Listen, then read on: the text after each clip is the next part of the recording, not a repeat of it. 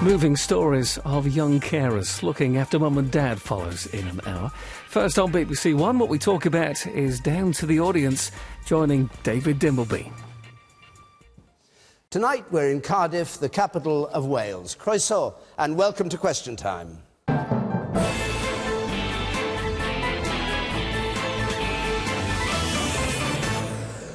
Welcome to you watching at home, listening at home, and to our audience here, and of course to our panel, the Conservative Secretary of State for Wales, Stephen Crabb, the First Minister of Wales, Labour's Carwyn Jones, the Leader of Plaid Cymru, Leanne Wood, the Leader of the Welsh Liberal Democrats, Kirsty Williams, and the Spectator and Sun columnist, Liddle.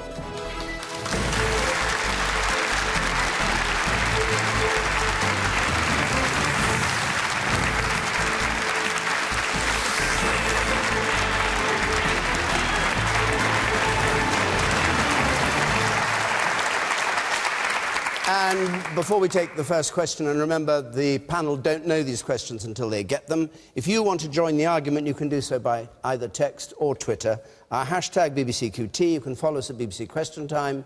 You can text us at 83981 and use the red button to see what other people are texting. Our first question comes from Ben Millman, please. Ben Millman. When Ed Miliband's approval ratings are lower than Nick Clegg's, does it seem wise to find a new leader before the general election next year?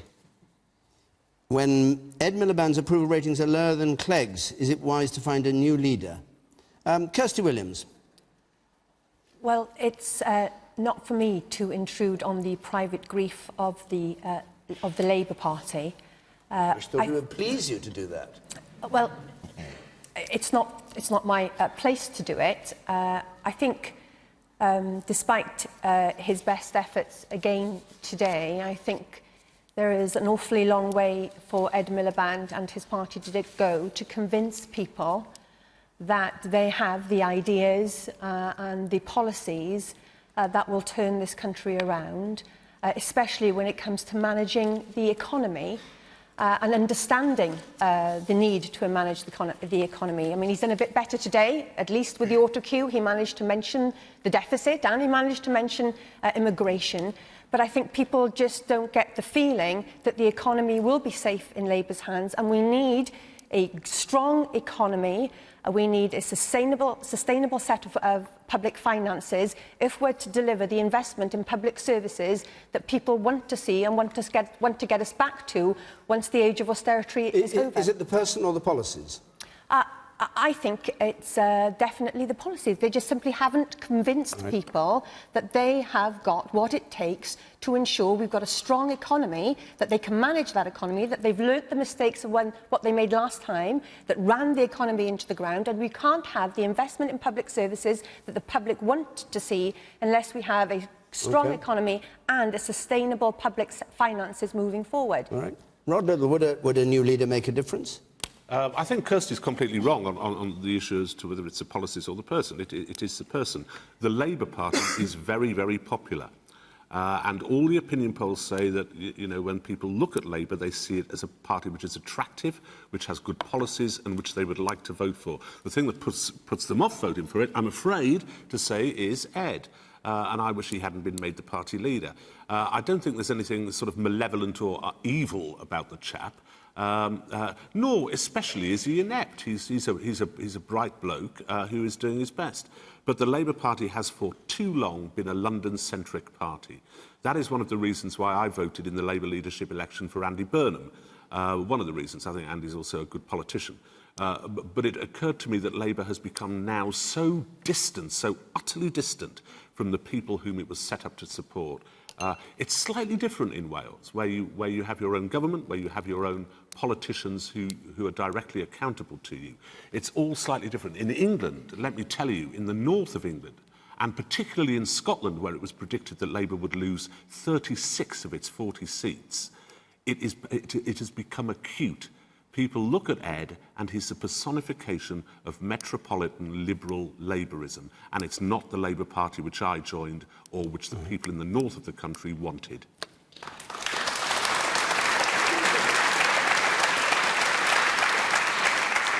You didn't say whether you think it would be wise to change. Well, it would be wise to change, but I don't see that there's a mechanism for it. Right. And we're also getting pretty close to the election date. OK. Man up there in the back. You say. Yes.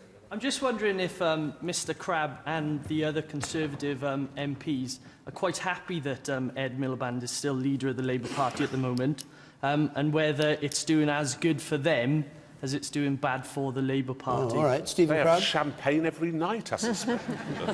we don't have champagne, but we're pretty happy with how Ed is doing. But the big point about Honesty. the big point about this is, I mean, here we are today, 6 months before the general election, and what is this 6th relaunch of his leadership today? The truth is that he got every big judgment and big call about the economy wrong during the last 4.5 years, and they've wasted their time in opposition. They didn't apologise for the financial mess that they left this country in. They voted against and tried to block every step that we were taking to restore stability and order to our national finances. They predicted record unemployment, which hasn't happened, and they've been proved wrong. Their economic message for more spending, more borrowing, more debt has been found out. They've been found out. They're not ready for government, and he's not ready to be Prime Minister. OK. You say, man in yellow here. The problem we always seem to get with politicians, OK, a question simply like that about Ed Miliband, the Conservative politician there starting on the harassment about the Labour haven't done this, the Labour haven't done that. The Labour haven't been in power. The Conservative Party, your party's in power, they're in opposition. I don't support either of you, but I'm saying stop becoming a political character assassination. Answer the question, please, that was asked by the audience directly. Should they change their leadership this close to the election?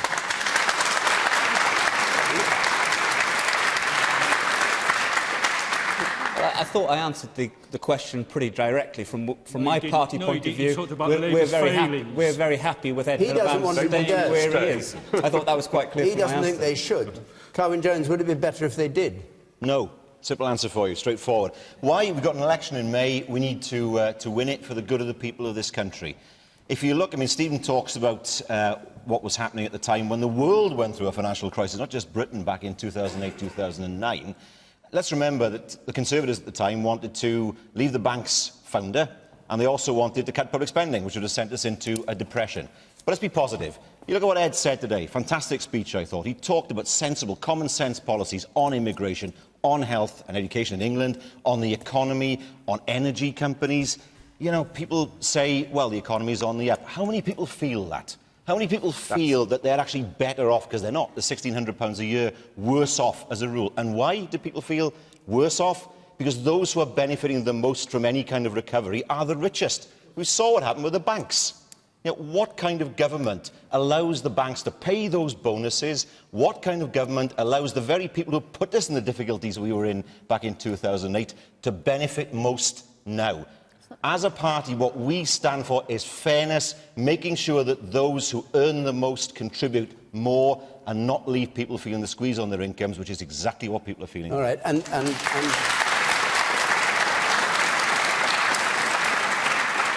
man at the front there wants you to answer the question about the personality, whether it would be wise to change him. I said no. I know you said no. Why is he behind Nick Clegg in popularity in this country? And Nick Clegg, after all, part chair Kirsty Williams, is not the most popular politician in Britain at the moment either, is he?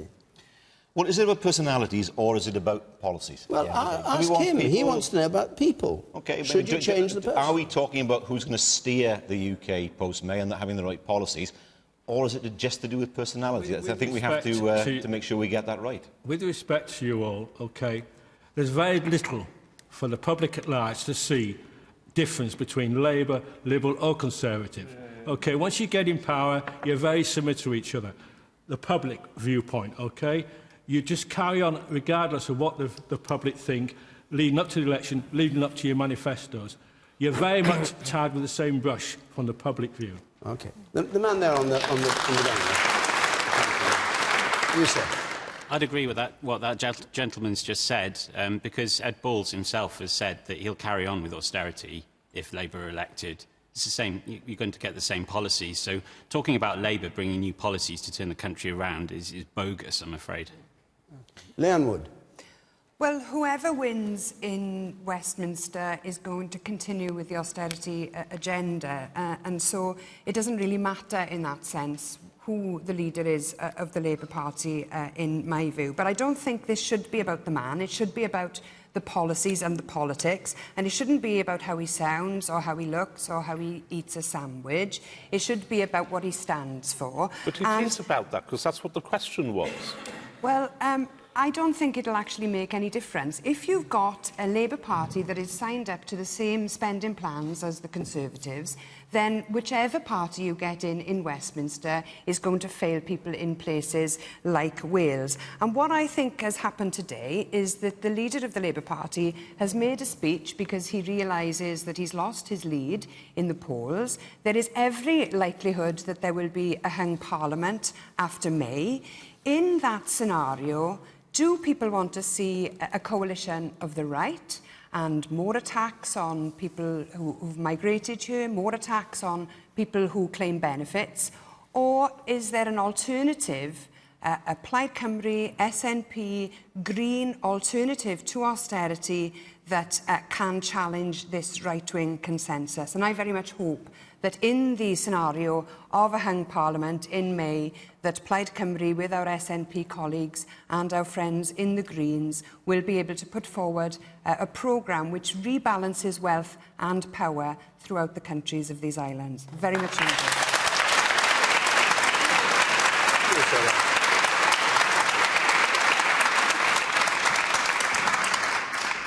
The problem we have is every time you see Ed Miliband in the press, it's always him looking ridiculous. He can't eat a bacon sandwich, he can't drink a pint, he can't give money to a homeless person without cameras being in his face. Anyone in that position is going to look odd. I think we need to stop looking at the fact that he may look a bit odd and look at the policies that he has. OK. And the woman up there on the right? I'd like to know that if the Nationalists are holding the balance of power, does that mean we'll have Alex Salmond as Deputy Prime Minister? Maybe. Yes? It could well be, couldn't it? I mean, there are rumours that he's considering standing for Westminster. That could make things very interesting. OK, and one more point to the man in the middle with the spectacles there. You, sir. I do and will support Labour at the next General and Assembly election. I just fear that Ed Miliband's going to be Labour's next kind of Neil Kinnock and lose against a very weak Prime Minister because he is quite charismatic-less. You know, he doesn't carry himself very well in public, I don't feel. Well, I think Neil Kinnock was a country mile ahead. I think he's one of the best Prime Ministers this country's never had. Would your advice to the Labour Party as a supporter be to change 6 months out? I think they need to stick with him. He just needs to show a bit more charisma. Oh, I see. OK. And a bit more strength, I think. Let's go on to another question. Daniel Evans, please. Daniel Evans.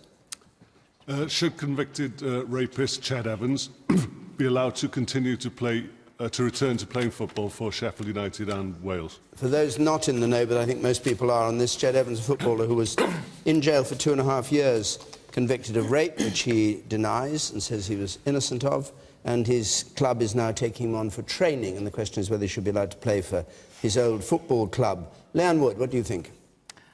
I used to work as a probation officer, and so in general, I am of the view that if someone's gone to prison after committing an offence, that they deserve to have an opportunity when they come out of being fully rehabilitated, of having a job, having stable living conditions, as the best chance of them not reoffending again. So that's my general position. But I do think in this case there has to be an exception made because of the high-profile nature of the person that we're talking about and the fact that we're talking about a £500,000 contract.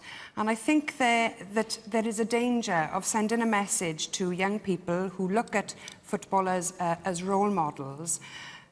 There's a danger that we'll send a message that rape isn't a serious offence. So I don't think we should be seen to be rewarding somebody who has shown no remorse for the victim of this offence. And I'd just like to make a point on the victim. We talked a lot about the perpetrator in this case.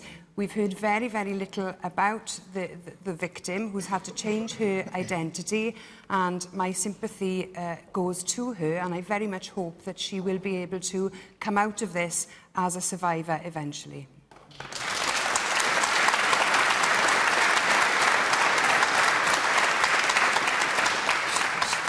Stephen Crabb.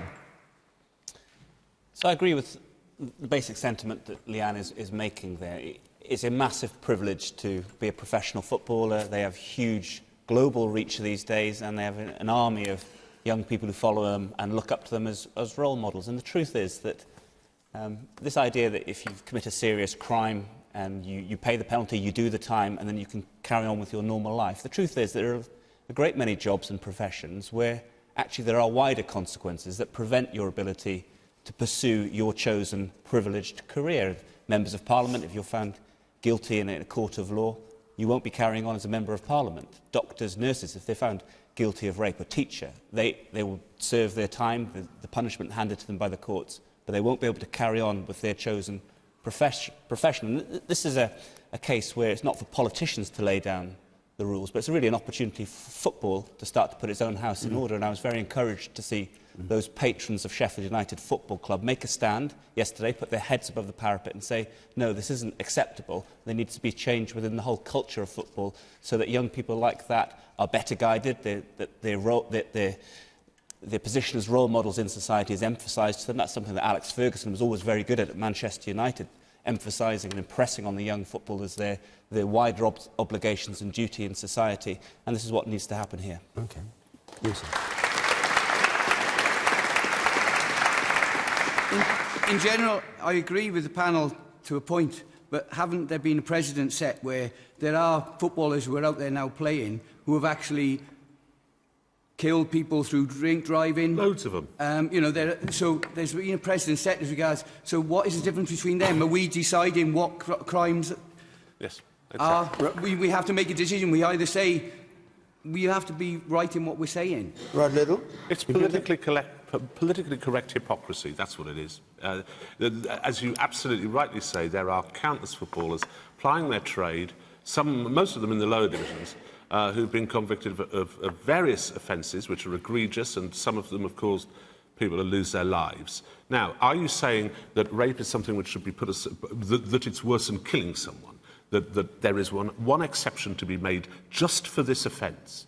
And this notion that Ched Evans is this glamorous figure applying his trade on the world floor. He plays in the 3rd division for Sheffield United. It's an international football. He played for Wales. International football. So let's be clear. That's what you think it is. You don't want him to be paid very much. Is that the argument? I don't because there's no logic to it. If he would do it on a voluntary basis, then... you think he should play for no money? Well, I don't think he should have £500,000, not after... If you understand the logic of this, I don't. It's a vile crime that he committed. He's served his time, like many other people in many other occupations, including football. You should be allowed to get on with it. And the reason that those donors are pulled out is because of the spineless political correctness of people like you.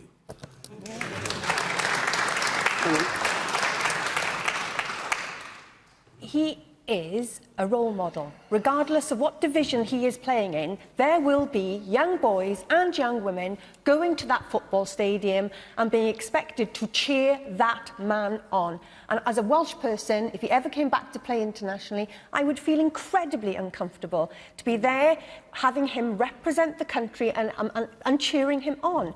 Wouldn't they be... Hang on, wouldn't they be... But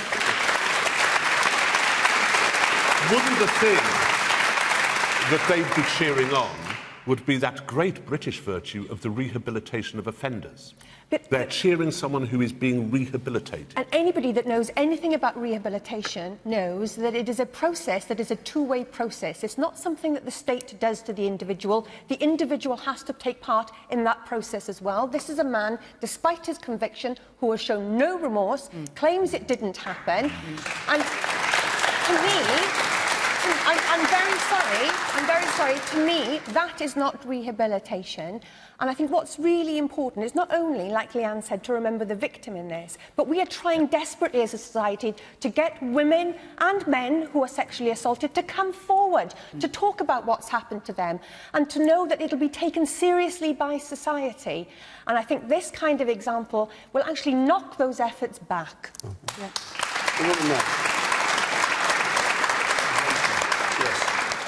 Isn't the key point about discussing his employment as a footballer as a rehabilitative factor the main issue here? I mean, we're talking about a convicted rapist, and there are many other jobs that a convicted rapist could apply for, and and that could be a rehabilitative factor. But aren't we looking at, we're discussing a rehabilitative factor as part of his rehabilitation? Well, it's not relevant to you, the rehabilitation, because he can become a plumber or a gardener or do something different. That's the question I'm really asking. Isn't there other roles that he could do that would not involve... So you think he shouldn't be allowed to play football, but he could do the other things? I think there's other opportunities available to people. But you see that there's not much logic to that. What do you want to do? Draw up a list of things which convicted felons, rapists, murderers. Did you want to draw up a list of occupations which they should not be allowed to? He's on the...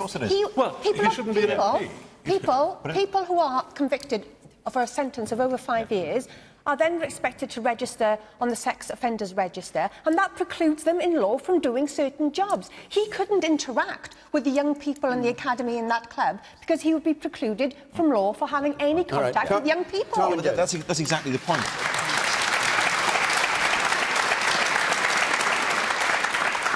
This is not about football, this is about rape and the way we see rape as a society, and what messages we give about rape. And you can't...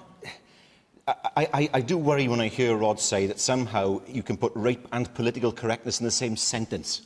This is about a young man who is a role model, he's an international footballer, and what it means to young people who might want to look at him as a role model.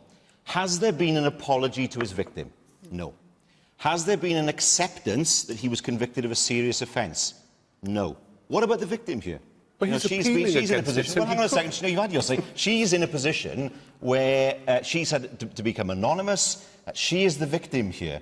And what does it mean for her if she sees him then go back into a job where he can earn a lot of money after being a convicted rapist? The reality is there are some offences, if you commit them, if you assault a child, you can't teach. And you accept, if you commit that offence, there are some jobs that are closed to you. And if you're a role model and you're convicted of a serious offence such as rape, and you don't apologise, at the very least, you don't say that you accept that you've committed a serious offence, you cannot go back to a job like football. OK.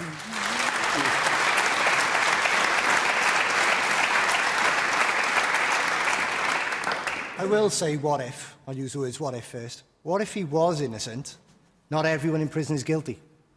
He's lost one appeal, though, hasn't he? He hasn't apologised. He hasn't admitted it. So what if the poor boy is telling the truth? Not everyone in prison is guilty. Look at Coronation Street. I spent 10 years in the criminal courts. I can tell you lots of people say they haven't done it. But the reality is we have a court system, we have juries, and it's their decision to whether to convict someone or not. Once someone's convicted in court, that's it, you are convicted. You have that conviction, you can't keep on saying, I didn't do it. So why... hang on a second. If that's true, why is it going before the Criminal Cases Review Commission to look at what the defence says unexplored areas of evidence? That's a matter for the review process. That's why we have these reviews that they take place now. But the reality is, he is a convicted rapist. He's convicted by a jury. But he wasn't allowed to appeal. But if it goes before the Criminal Cases Review Commission and they find that there is evidence that hadn't been used, it might be the jury's verdict is overturned, mightn't it? Otherwise, no point in going to appeal. That's perfectly true. But we are not in that sorry, position. I'm just trying to clarify this. So in his position, it would be foolish of him not to go on saying, I'm innocent of this crime, because he's appealing it. If I was advising him, I would say, your best bet is to say nothing, don't play football, wait till the legal process has actually gone through. Don't keep on saying I didn't do anything, don't go back to football. You are, at the moment, a convicted rapist. You are a role model, and that is something we have to discourage young men from thinking that he's a positive role model. And Kirsty, Your leader, Nick Clegg, who after all is from Sheffield, said, I don't think it's right for politicians to tell football clubs what they should do and who they employ.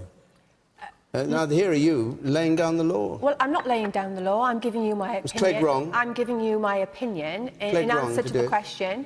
No, Nick Clegg is perfectly correct to say it's not for politicians to pick and choose who plays football. But I was asked the question about whether I think it's right. I don't think it's right. And I think what will be really interesting, actually, it won't be politicians who decides.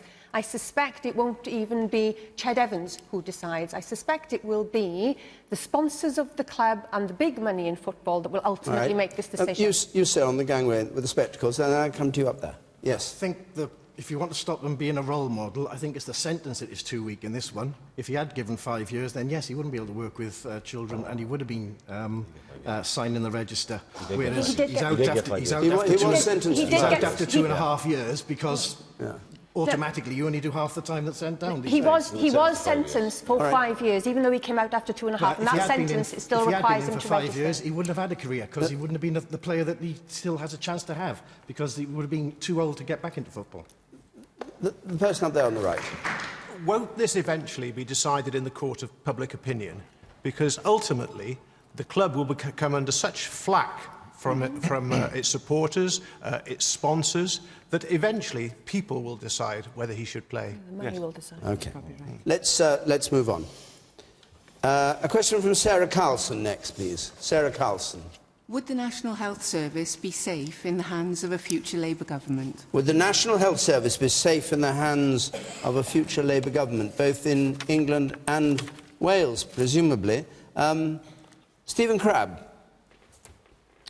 There's been a lot of discussion about the relative performance of the NHS in Wales versus NHS in England in recent weeks and months, and feelings are running very high on this. This is the #1 issue on the doorsteps for the people of Wales. There isn't a single Assembly member or Member of Parliament in Wales who wouldn't sit here tonight and say that this isn't the #1 issue in their constituents. And the problems are excessive waiting lists. That's a very common problem that fills our mailbags and our email inbox. People are suffering and battling cancer in Wales, are frustrated and angry that there isn't a cancer drugs fund available in Wales when it is available in England. Not for much longer. And they're concerned that a Labour government in Cardiff, Carwyn Jones's Labour administration, don't forget Labour Party claim to be the party of the NHS, they're the only administration in the United Kingdom that slashed the NHS budget. The SNP didn't do it in Scotland, the administration in Northern Ireland didn't do it, and the coalition government didn't do it in Westminster. We provided resources for protecting the NHS budget in Wales. Carwyn Jones chose not to use that money to protect the NHS budget. He slashed it. Carwyn, where's the money gone? Carwyn Jones? Answer that. Well, for a start, you've given us a 10% cut in the last 4 years in our budget as a government. Secondly,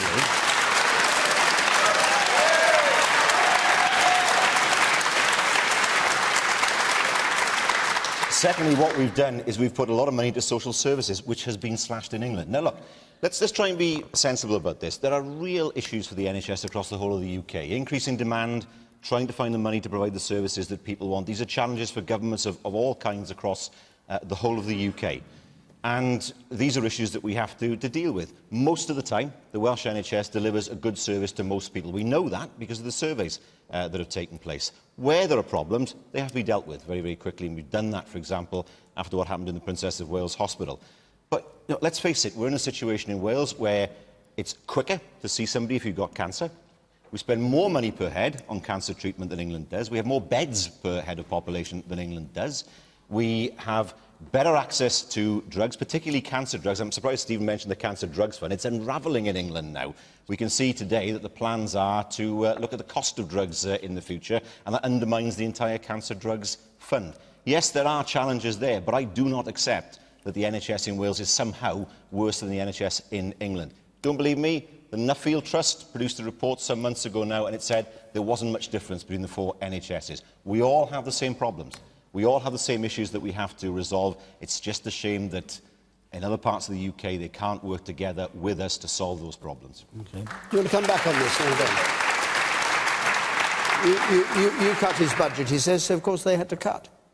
Well, we've actually been able to cushion the Welsh budget in the last 4.5 years. So the departments in Whitehall have seen cuts of up to 25%. If you've managed only 10% cut, then you're doing very well, and there's still an issue there about your use of resources. But Carwyn mentions the Nuffield Trust. The Nuffield Trust report did highlight key differences between the NHS in Wales and England that need addressing. And if you're so confident about your record on the NHS, why won't you have the independent public inquiry into the Welsh NHS? Why are you refusing to take part in the independent OECD study to look and learn from health systems in Northern Ireland, Scotland, England and Wales? And if you're uncomfortable with your record on the health services being put out there, who is it that put your record out there for scrutiny? It's Ed Balls and Ed Miliband who came down to Cardiff last year and said that they want to learn from the policies of the Welsh Labour administration. They're the ones who've held your record up for scrutiny. But we can all play this game. If you look at Hereford County Hospital, which serves a lot of Kirsty's constituents, it's just been described as inadequate. And there are people in Wales who rely on that hospital. Indeed, one of the things that really, I have to say, annoyed me was Jeremy Hunt saying that people from Wales were refugees to the English Health Service. The reality is, if you look at hospitals like Hereford, if it's not for the Welsh patients going there, the services wouldn't be in Hereford, because not enough people would be using those services. It is reality that we've had a budget cut of 10%. OK, it's not as bad as 25%, that's true, but it's still a 10% cut, and it makes it well-nigh impossible to deliver the services that we'd all want to see. It's a shame we can't all work together across the UK to address challenges which are there for all of us. Let's hear from some of the users. You, sir, in the front. My family have experienced bad practices in a POW and a BMU Health Board. We've been fighting for 2 years and we still have not had an answer from the Health Board. We've done a freedom of information request on that trust. They spent £24 million in 2 years in compensation. That is more than any other hospital in the UK or trust in the UK. What's your feeling about the way that the NHS is run in Wales and Labour's competence, which was the question? We've got no trust in Labour at all with the Welsh NHS at all. Mark Drakeford won't meet with the families. He will not even attend a meeting with the trust to discuss the Andrews report. Mark Drakeford we need the public inquiry into the whole of NHS Wales. Yes, sir. You, sir. It's all about meeting targets, in my opinion, on actual case. I was diagnosed very quickly.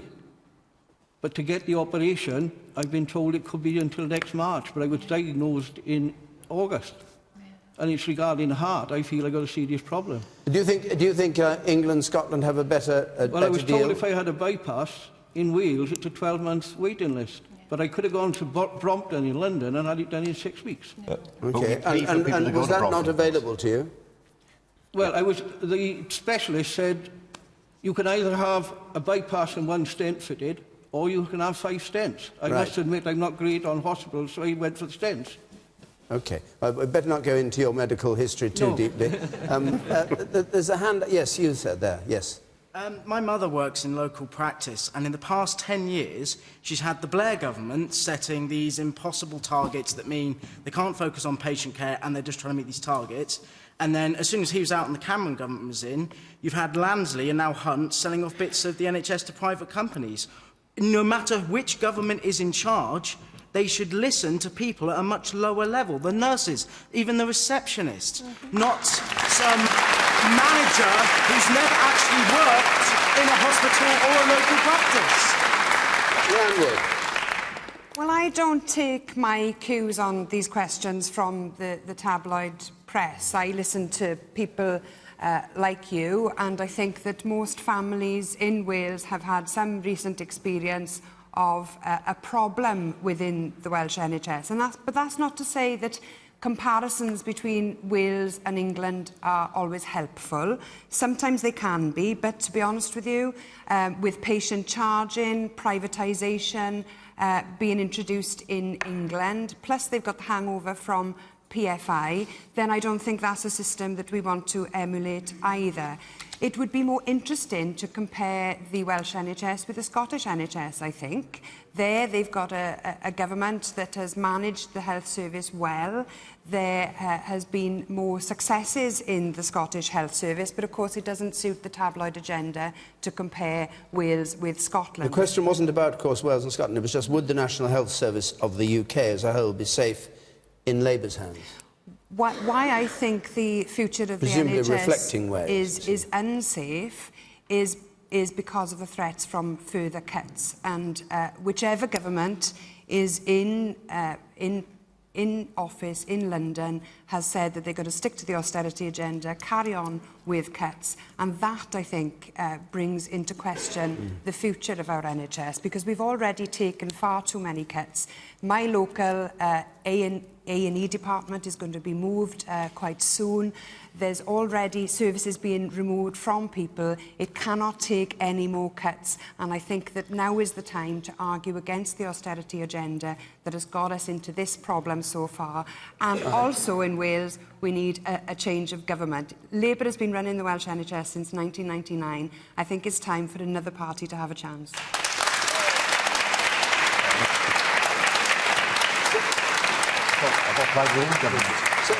Sarah Carlson, who asked the question, what's your view? I think there's a very strong argument for making the NHS, which is undoubtedly in crisis, and to manage this on a cross-party basis and not to have political. I really am fed up with seeing it used as a political football. Okay, really. but Kirsty Williams, there's been endless attacks on Labour in Wales for the way the NHS is run, not least from, of course, David Cameron in the House of Commons. What's your view of that? I think that's the coalition at work. I think the language that David Cameron and Jeremy Hunt have used to describe the NHS in Wales is despicable and disgraceful.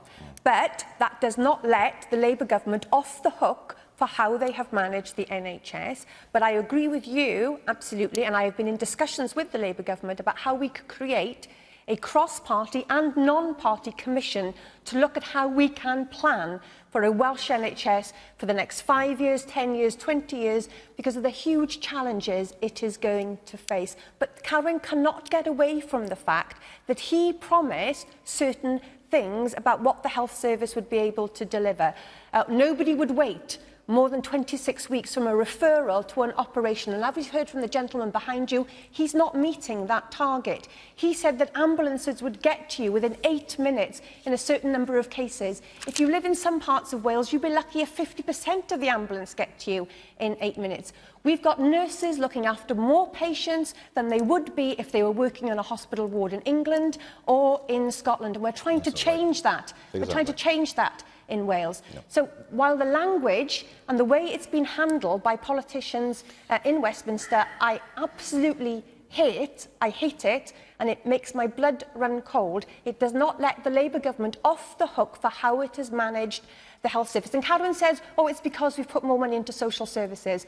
I have doctors writing and ringing me up, pleading with me because they've got patients in hospital who don't need to be there, that they can't get out into the community because social services can't cope with them. So to say it's all okay because we put it into social services, that's not how it feels on the ground to the clinicians who are working in our hospitals. Okay. Yes, sir. Man in the check shirt. We're talking about the language that David Cameron used on the Welsh NHS, but it was a recent in First Minister's questions when Carwyn Jones dismissed a report on the Welsh NHS because he said he had spoken to a few university friends and they disagreed with the report.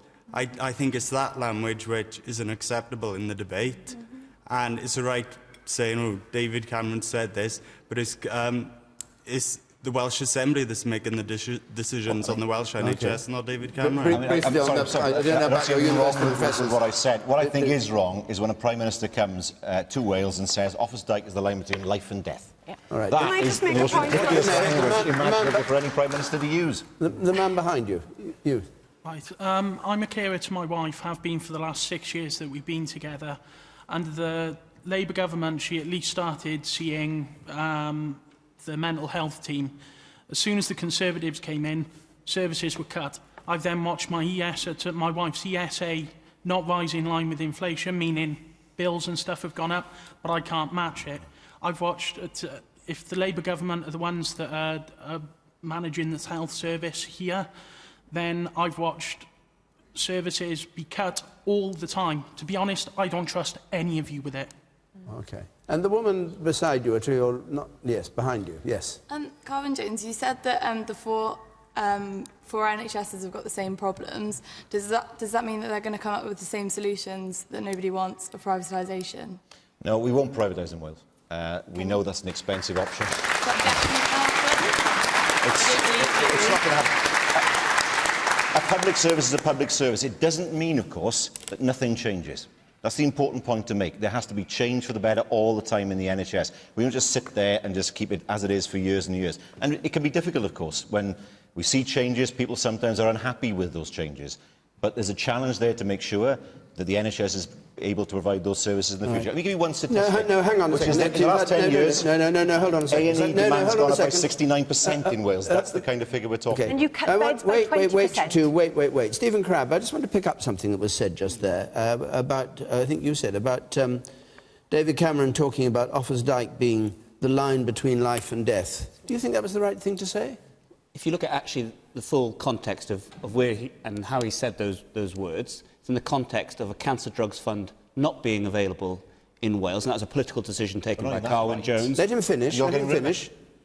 A political decision taken by Carwyn Jones. So if you are a cancer sufferer in Wales and you see just a few miles across the border an equivalent person who's able to access those expensive, life-enhancing, life-saving drugs, and yes, the metaphor that he used about Offa's Dyke is an appropriate one. But let me, on the wider use of language, David Cameron speaks with nothing but respect, and he values the people on the front line.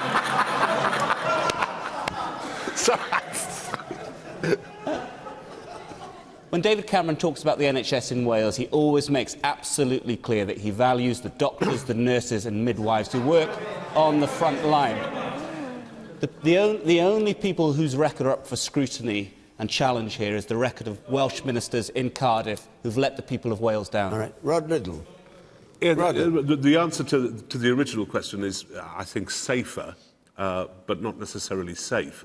On the other issue, and seen from afar, and not having anything directly to do with Wales, as the rest of my colleagues on here do, it seemed to me right from the start that the government, David Cameron and the Daily Mail, launched a campaign to hit Labour where Labour was at its most successful. And all the polls show that Labour is way, way, way ahead on the NHS.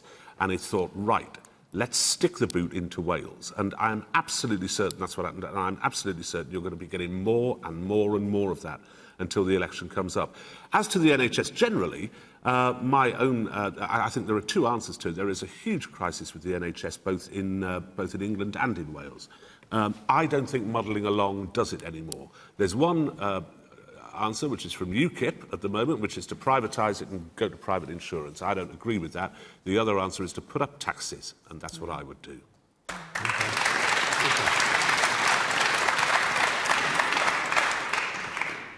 It's very easy for Carwyn to condemn the language used by a Tory Prime Minister in London. I'm sure many of us who support the NHS would agree with him on that, but it's somewhat harder for him to dismiss the claims made by Anne Clwyd, and when she received the amount of other complaints she's received from people, the length and breadth of Wales after she went public with her tales of the misery inflicted on her and her husband. I think the Labour Party should address that rather than what David Cameron and the Daily Mail say. And she made points which you say were picked up by other people. The length and breadth of Wales. Yes, and the lady here. My big concern is really the fact that Cameron's government is actually trying to undermine the Welsh National Health System, and they're trying to weaken it. They're trying to impress on us that it is not good for function, and one of the reasons I believe that he's trying to do that is to try and privatise systems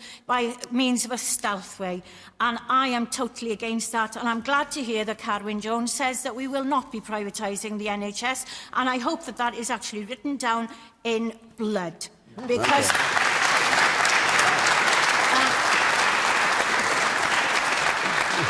A rather grisly suggestion. Yeah, well, why not? You do need to do something. You cannot just muddle along the way we are at the moment. Right. We have a quarter of an hour left. I'd like to try and get two more questions in. Let's just take this one first. Rosemary Jones, please. Is it a fiasco that a major British food company has to go abroad to recruit 300 sandwich makers? You know this story? Yes? The Hungarian company recruiting, and it goes to the heart of the business about movements of labour within the EU, I imagine. Carwyn Jones. Well, it's a sad state of affairs that they felt they had to do that, but it shows that what we have to do is to make sure that our people have the skills to do the work that we want to see them do in the future and to attract investment in the future. And sandwich making is one, I suppose. But more generally, I think it's also important to note that unless you get free movement of people, you're going to get more of this.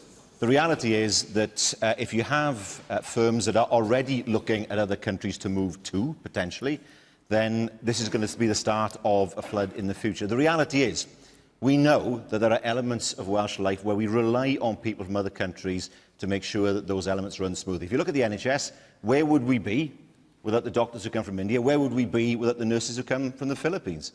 The reality is that we benefit immensely from the fact that people come into Wales to work. The food industry is one example of it, where lots of people come in to work in the food industry in Wales. Now, that's not the mean, of course. Why do they? Why? Because you've got relatively high unemployment in Wales. Why do they come in and why isn't it picked up by... Hang on a second. Unemployment in Wales for the last few months has been consistently lower than London, for a start. It's the fact they cannot recruit enough people locally, and that is an issue that we have to address, because what we don't want to see is more and more firms leaving Wales because they cannot get the people with the skills or the willingness to work in their businesses. But you include food companies in that, and the skills for making sandwiches. It is. What is it about sandwiches? Right to say sandwiches. Yeah. What is it about sandwiches? Sandwiches these days are much more designer than they used to be. They don't want to comment on the skills that you need, but the reality is that we would not have food processing companies in Wales if those companies were not able to recruit from other countries. We wouldn't have abattoirs for a start. So unless we want to have those places employing local people, we have to accept that they're also going to employ people coming from other countries in order to make sure that local people continue to have those jobs. Stephen Crabb, why is that so, that you need foreign workers to come in to work in Wales in the food processing? Yeah, I don't know the full details of the case that's been mentioned, and I'd want to know why they would need to bring in this number of foreign workers, and I'd want to know what kind of wages the company were paying. And one of the things that we've done as a government is to increase fines on companies who are not paying the proper minimum wage, so to ensure that there's proper protection for British and Welsh workers. But we've got a way to go, Stephen, absolutely. Has anyone been prosecuted? Because I know that the people who were meant to be doing the prosecutions have all been sacked from the HMRC, so they're not even being investigated properly.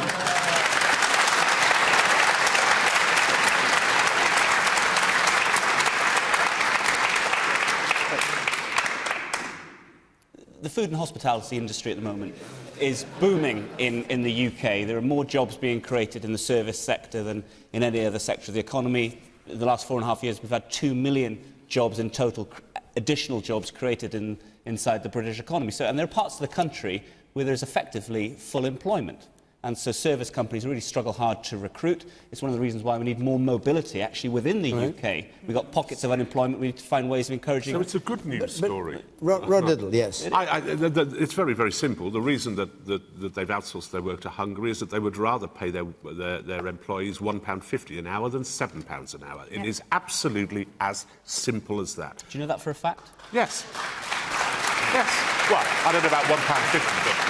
substantially. Hang on. So they're going to make sandwiches in Hungary at £1.50 and then bring them to the UK? Here. Yeah, and flog them for a lot dearer. But that is the problem, and it's also been the problem with immigration as well and with migrant workers, which is, as 3 successive reports have pointed out, beginning with the House of Lords report and also the recent report from the Migration Advisory Committee, that it is the 20% of the lowest paid people in this country who get hit by these low wages, by their wages being lowered by migrant labour.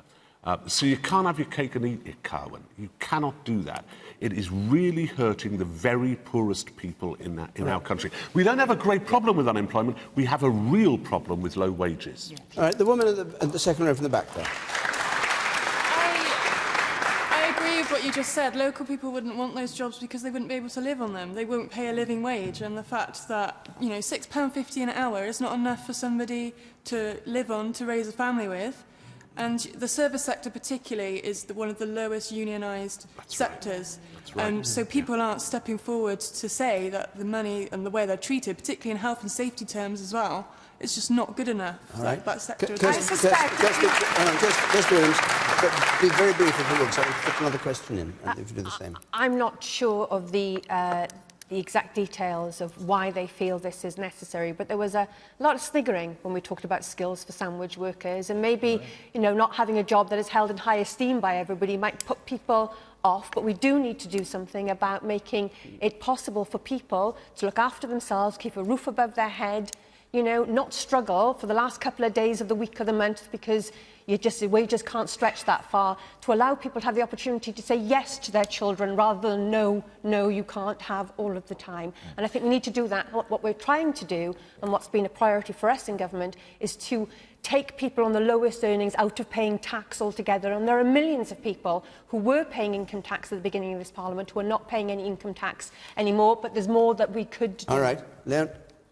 No one should work a 40-hour week and earn less than they can afford to live on. And I suspect that if these jobs were offered at a living wage rate of £7.65 an hour, as is Plaid Cymru's policy, incidentally, then I would imagine these jobs, £7.65 an hour for a living wage, then I would imagine that these jobs would be filled by local labour without much problem at all. Okay.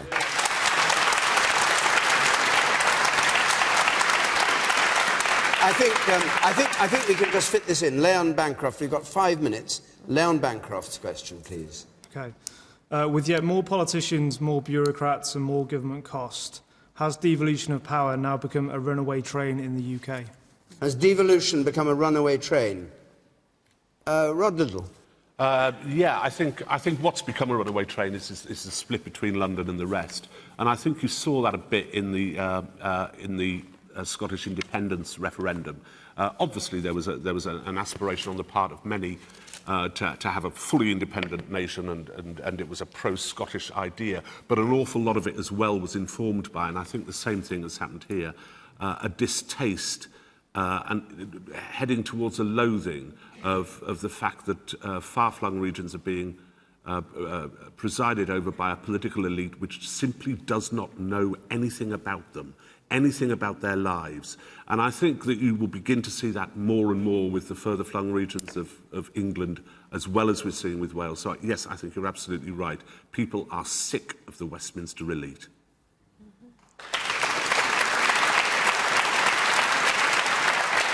So, Leanne Bancroft, is that what you meant by the question, that people are sick of Westminster? You know, if you read the newspapers, obviously there's a lot of talk about what to do about England. There's talk that some people in the North East want something. There's people that talk that people in Cornwall want some form of government. So, for me, the question is, when does it end? And apart from the cost, as I mentioned before, it's more about, aren't we really at risk of fragmenting the country more than it already is? You want more powers for this Assembly in Wales? No. Simon Jones? Well, we have to recast the Union. We can't go back to the days when Westminster ruled absolutely everything, and I detect very little demand in Wales for direct London rule.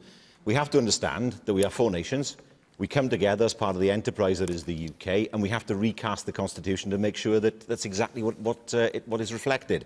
The difficulty is, what do you do with England? England's so big, it's 85% of the UK's population. Do you have an English Parliament? No appetite for that, it seems. Do you have further devolution in England? Those are the questions you have to answer, but they can't be answered overnight. This idea that somehow you can say to some MPs, well, you're an English MP, you can vote on English laws. How do you work out what is an English law? Who says what is an English law? And if English MPs vote on English laws, doesn't that mean that English peers can only vote on English laws in the House of Lords? All these things are just a sticking plaster solution. If we're going to make sure that the Union prospers in the future, we have to make sure that we all sit down, all 4 nations, and work out exactly the structure but the point of the question is, it can't be done without more politicians, more bureaucrats and more cost. I think it's not cheap, is it? Kirsty Williams, what's your view? Sorry Well, to stop you, but we can... If it's a runaway train, in the context of Wales, I wish it would run a bit faster. I really do. And where does it end up? For me, it ends up in home rule for Wales, because I genuinely believe because I genuinely believe the closer decision-making is taken to communities, more likely that those decisions are going to be reflective of what that community really needs. And that's not just devolution out of London to Cardiff, it's about devolution out of Cardiff, because many of my constituents feel that Cardiff is as remote as London ever was. So it's really about empowering local institutions to reflect the will of their people. There's a huge debate to be had about England, but I'm really pleased that what we see at the moment is an opportunity to take power out of Westminster and give it back to people in Wales, to politicians who are answerable to the people of Wales who elect them. I imagine that we'll see a consensus emerging for new powers, and in fact there was a YouGov poll out today, you may have seen, that 63% of Welsh people, including 70% of Labour supporters, wanted to see Wales have the same new powers as Scotland. And I'd hope that the panellists would agree with me that that is a benchmark we can all agree on, that Wales should be treated with parity with Scotland. Well, try it on Stephen Crabb.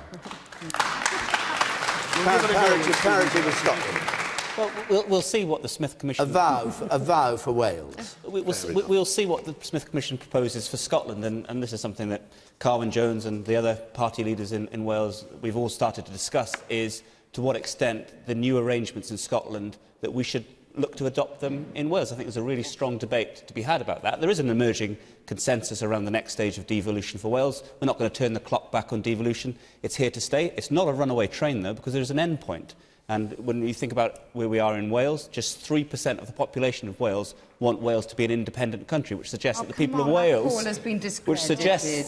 Wales, see a very clear endpoint. They want to remain part of a strong United Kingdom, part of the family of nations that is the UK, but there is that appetite for a greater voice and greater control over decision-making, which we need to work with. Leanne Wood? No, hold on a second. Leanne Wood. Well, power and wealth has been concentrated in London and the South East to the detriment of places like Wales, and I agree with the point that was made there. Wales now deserves nothing less than parity with Scotland. I think we're fairly in agreement as to what that would mean in terms of powers, but I would like to know what that means for Wales in terms of finance. And Plaid Cymru has put forward that Wales deserves an additional £1.2 billion every year, so that we are treated in parity with Scotland in relation to England. And I'd like to know if parity with Scotland means to our First Minister a call for that £1.2 billion. Less for England, more for Wales. I want the same as Scotland. Politicians in England, Scotland gets more. Politicians in England can fight England's corner. It's up to us to fight Wales's corner. Okay. Are we entitled as Wales to that £1.2 billion? And if you think we are, can we expect to see a commitment to that in Labour's manifesto? It's £300 million a year. Let's face it. You can't, on the one hand, say you want more money from Westminster, and then on the other hand, say you want to be independent. Exactly. Yes, the two things are yes, you can. Yes, you can. Yes, you can. Yes, you can. Because our dependence on London has caused our impoverishment. There needs to be a levelling up of the playing field.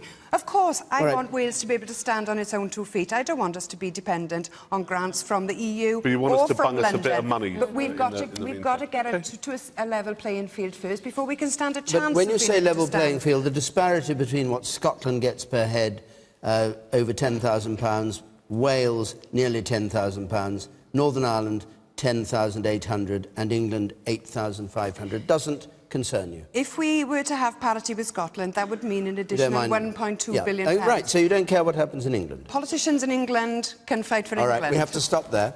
Politicians will be back in England next week, so we'll see them fighting for England there. I'm sorry we have to stop. Our hour is up. I can do nothing about the time. We're going to be in Birmingham next week, and we've got Andy Burnham for Labour, and UKIP's first MP, Douglas Carswell. There might be another one that night among our panellists. And the week... I thought we'd gone a whole programme without mentioning them tonight, then. The week after that, we're going to be in Romford in East London. And if you'd like to come either Birmingham or Romford, apply to our address there, the website, which is on the screen, or you can call 0330 123 99 88 and apply that way. If you're listening to this on Radio 5 Live, you know the debate goes on in Question Time, Extra Time. The debate probably goes on here, but it's stopping on television for the moment. My thanks to our panel and to our audience. And until next Thursday. Noch star from Cardiff. Good night.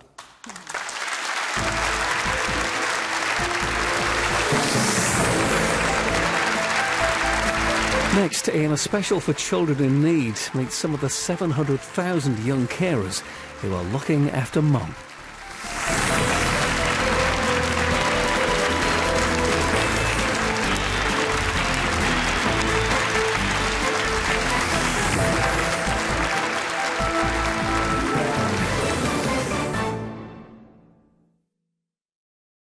The fake sheikh, the most feared reporter in Britain. But was he breaking the law? And if so, why